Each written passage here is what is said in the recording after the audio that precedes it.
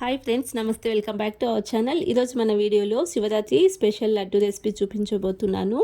ఈ లడ్డు కర్ణాటక స్పెషల్ అండి. కర్ణాటకలో తంబిట్టు అంటారు. శివరాత్రి రోజున ప్రతి ఒక్కరు కూడా ఈ లడ్డు చేసి శివయ్యకు నైవేద్యం చేస్తారు. ఈ లడ్డు ఎలా తయారు చేసుకోవాలో చూసేయండి. అందుకోసం ఒక మిక్సింగ్ జార్లో 1 కప్ పుట్నాల పప్పును తీసుకుని స్మూత్ పౌడర్లా గ్రైండ్ చేసి తీసుకోవాలి.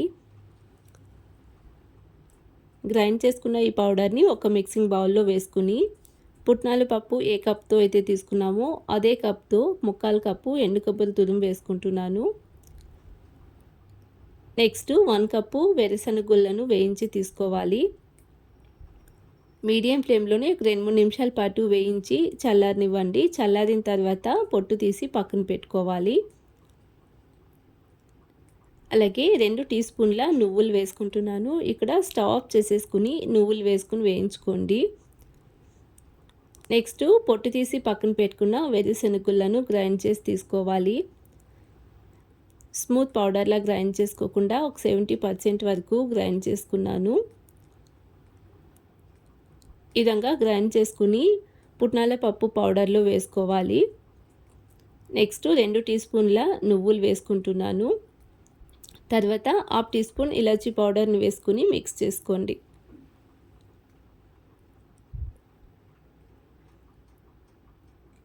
ఇలా అన్నీ మిక్స్ అయ్యేలా మిక్స్ చేసుకుని పక్కన పెట్టుకోండి. తర్వాత స్టవ్ పైన ఒక బౌల్ పెట్టుకుని 1 కప్పు బెల్లం తురుము వేసుకుంటున్నాను. అలాగే 1/4 కప్పు వాటర్ని వేసుకుని బెల్లం కరిగించి తీసుకోవాలి. బెల్లం పాకం రాకూడదండి. పాకం వస్తే లడ్డూలు గట్టిగా వచ్చేస్తాయి. 2-3 నిమిషాల పాటు ఈ విధంగా బెల్లం కరిగేంత వరకు కరిగించుకుని స్టవ్ ఆఫ్ చేసేసుకుని ఫిల్టర్ చేసి తీసుకోవాలి.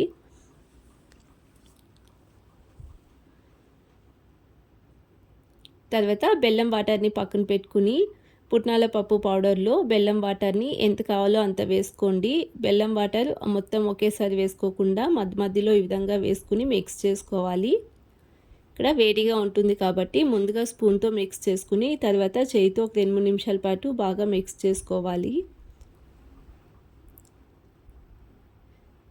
నెక్స్ట్ ఈ విధంగా కొంచెం తీసుకుని లడ్డూలా చుట్టుకుంటే మనకు Shivaratri special laddu recipe ready అండి. శివరాత్రి రోజున ప్రతి ఒక్కరు కూడా ఈ రెసిపీ ప్రిపేర్ చేసి శివయ్యకు నైవేద్యం చేయొచ్చు. అలాగే ఉపవాసం ఉన్న వాళ్ళు కూడా తినొచ్చు. 1 వీక్ వరకు కూడా స్టోర్ చేసుకోవచ్చండి. చిన్నపిల్లలైనా పెద్దవాళ్ళైనా చాలా ఇష్టంగా తింటారు. ఒకసారి ఈ విధానంగా ట్రై చేయండి. ఈ రెసిపీ మీకు ఎలా కుదిరిందో తప్పకుండా కామెంట్ సెక్షన్లో తెలియజేయండి. అలాగే రెసిపీ నచ్చినట్లయితే ప్లీజ్ ఛానల్ని సబ్స్క్రైబ్ చేసుకోండి, లైక్ చేయండి, షేర్ చేయండి. Thanks for watching the video.